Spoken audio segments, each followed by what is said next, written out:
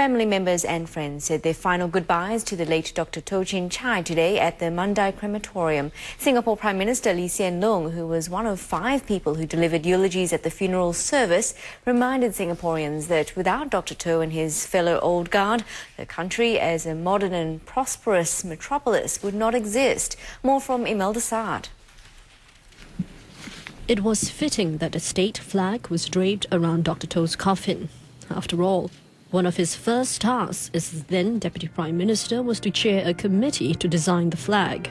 Dr Toh and his committee came up with a red and white flag with a crescent and 5 stars representing democracy, justice, peace, progress and equality. These were values that Dr Toh himself embraced and fought for all his life.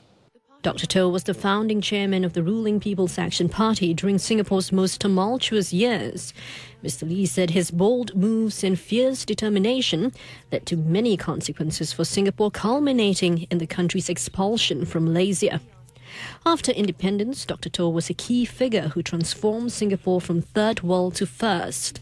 Mr. Lee said Dr Toh dedicated himself to nation building and made significant contributions in his various portfolios. As Vice-Chancellor, Dr Toh reoriented the University of Singapore to become a national university free of its colonial past and ready to support the country's nation-building goals in education and development. And as Minister of Health, Dr Toh strengthened Singapore's primary care sector by integrating the outpatient, maternal and child health and school health services and established the Home Nursing Foundation to provide better health care for the poor and needy. Even when he retired from cabinet, Mr. Lee remembered Dr Toh as a backbencher who stuck fiercely to his beliefs. As a backbencher, he held his views as firmly as ever and was often sharply critical of government policies. From time to time, Dr Toh would clash with the ministers. The ministers could not always accept his point of view, but they always took his criticisms seriously. Former MP for Jalan Besar Loh Meng See remembered his interactions with Dr Toh as a young member of parliament. He recalled how Dr Toh always felt the need to treat the less privileged with respect and dignity. His vision of the Home Nursing Foundation decades ago was ahead of his time.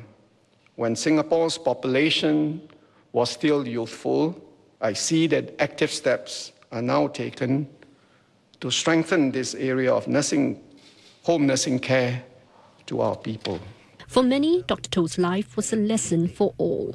Dr Toh's passing reminds us of how we got here, how much we owe to him and his generation, and how heavy a responsibility we have to carry their vision and our vision forward and take Singapore higher and further into a brighter future. President Tony Tan and his wife, Emeritus Senior Minister Goh Chok Chong and cabinet ministers were present at the funeral service to bid a final farewell to the man who left a deep imprint on Singapore.